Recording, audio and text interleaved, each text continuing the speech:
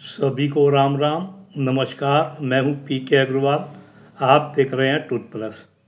साथियों, आज हम चर्चा करेंगे बिहार विधानसभा चुनाव की, जिसमें आगामी 6 नवंबर को पहले चरण की वोटिंग है, 11 नवंबर को दूसरे चरण की वोटिंग है और 14 नवंबर को परिणाम आएंगे। तो साथियों, मैं तेजस्वी यादव, जो राष्ट्रीय जनता दल के नेता हैं और महागठबंधन के घोषित मुख्यमंत्री उम्मीदवार हैं, उनका एक वीडियो देख रहा था। वो वीडियो मुझे बड़ा गेम चेंजर लगा। वो मुझे पासा पलटने वाला लगा। एनडीए और बीजेपी के लिए संकट जारी लगा। अब उसमें वो कह रहे थे, हमारी सरकार सत्ता में आई तो हम स्थानीय जनप्रतिनिधि यानी त्रिस्तरीय पंचायत प्रतिनिधि, जैसे ग्राम पंचायत, नगर पंचायत, जिला पंचायत, और एक वो कह रहे थे ग्राम कचहरी। ये शायद बिहार में कोई ग्राम स्तर की न्याय प्रणाली है, स्थानीय न्याय प्रणाली। उनका सत्ता में आने पर मानदेय बढ़ाएंगे, शायद दुगना करेंगे। यहाँ तक तो कोई बात नहीं, राजनीति में तो होता ही है। लेकिन उससे जो अगली बात उन्होंने कही वो मुझे ज़्यादा गेम चेंजर लगी। उन्होंने कहा, जो त्रिस्तरीय पंचायत चुनाव के पूर्व जनप्रतिनिधि हैं उन्हें हम पेंशन देंगे। उन्होंने ये भी कहा, कुछ राज्यों में पेंशन का प्रावधान है लेकिन बिहार में हम इसकी शुरुआत करेंगे। ये मुझे बड़ा भारी परिवर्तनकारी फायदा लगा उनका। ये ऐसा फायदा लगा जो महागठबंधन को सत्ता में ला सकता है, तेजस्वी यादव को मुख्यमंत्री बना सकता है और एनडीए को धूल चटा सकता है। इसके मैं आपको 2 उदाहरण दूंगा कि आप पूछेंगे कैसे। तो 2 उदाहरण। सबसे पहले, मैं देख रहा था पूरे भारत में लगभग 30 लाख स्थानीय जनप्रतिनिधि हैं। नगर पंचायत, जिला पंचायत, ग्राम पंचायत मिलाकर 30 लाख। बिहार की आबादी देश की आबादी का लगभग 9% है। तो मैंने राष्ट्रीय औसत से गणना करी, तो राष्ट्रीय औसत से चलते हुए मैंने अनुमान लगाया बिहार में 2,70,000 स्थानीय जनप्रतिनिधि होंगे।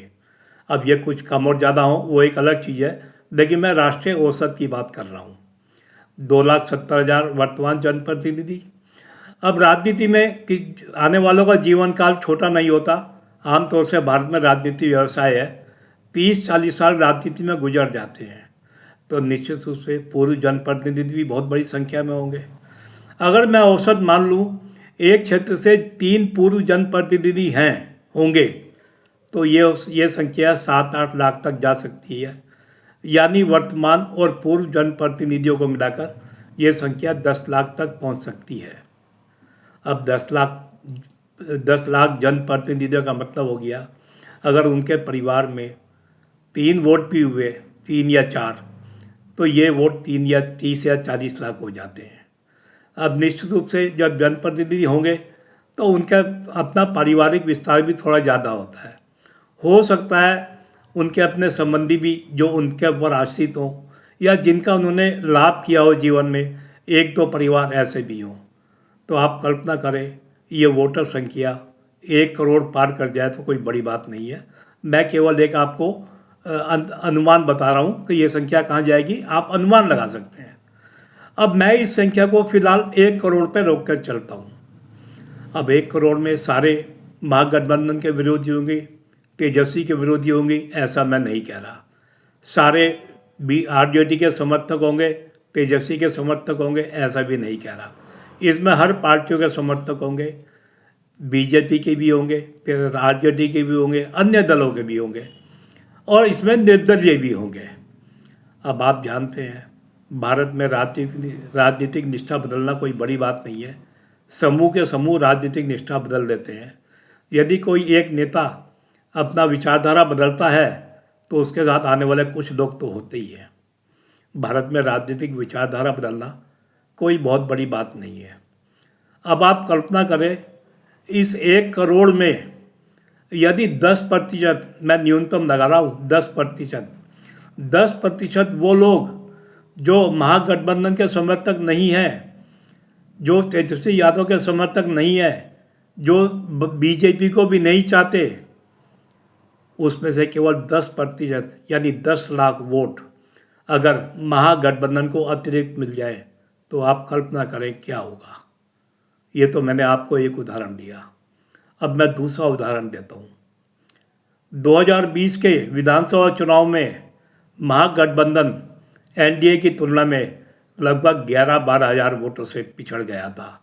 सीटों में तो फर्क था करीब 10-15 का, लेकिन वोटों में 11-12 हज़ार का फर्क था।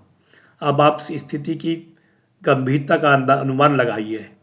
जो गठबंधन 2020 में 11-12 हज़ार वोट से पिछड़ गया था, यदि इस चुनाव में वो 10 लाख वोट इस वादे के आधार पर पा ले, तो आप कल्पना करें एनडीए धूल फाकता नजर आएगा, बीजेपी आपको कोई नज़र नहीं आएगी।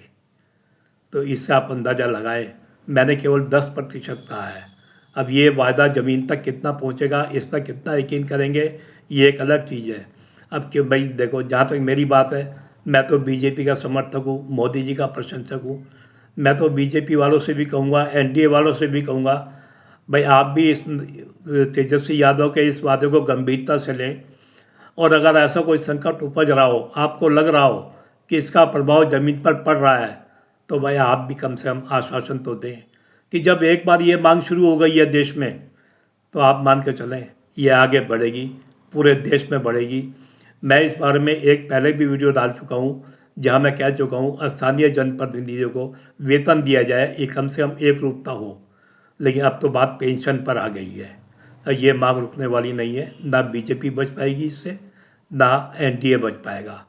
तो बीजेपी वालों, तुम भी समझ जाओ, तुम्हारे पे लोग ज़्यादा यकीन करते हैं। अगर तुम ऐसा वायदा करोगे तो तुम्हारे से कम कोई नहीं खिसकेगा।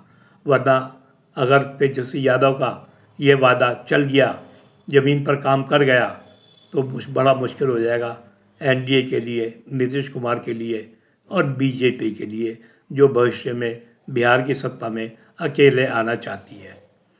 तो मैं क्योंकि बीजेपी का शुभचिंतक हूँ, समर्थक हूँ, मैंने अपनी बात कर दी है। आप भी इस बात को फैलाइए ताकि बीजेपी समय से चेत जाए। वैसे बीजेपी समय से चेत जाती है जब विपक्षी पार्टियाँ फ्रीबी का वादा करती हैं, वो सत्ता में होने पर तुरंत लाभ उठाती है, और वो वायदा नहीं करती, वो सीधा दे देती है। इसका उदाहरण है बिहार में, जहाँ महागठबंधन की एक पार्टी ने हर महिला को 2500 रुपये का वादा किया, वहाँ एनडीए ने, नीतीश कुमार की सरकार ने सीधा 10-10 हज़ार रुपये खाते में डाल दिए। तो बीजेपी वालों, इस नारे को हल्के में मत लेना, इस वायदे को हल्के में मत लेना। किसी खतरे से बचने के लिए अपनी तैयारी पूरी रखो। तो आशा है वीडियो आपको पसंद आया होगा। वीडियो पसंद आए तो वीडियो को लाइक करें, शेयर करें, चैनल को सब्सक्राइब करें। फिर मिलते हैं अगले वीडियो में। धन्यवाद।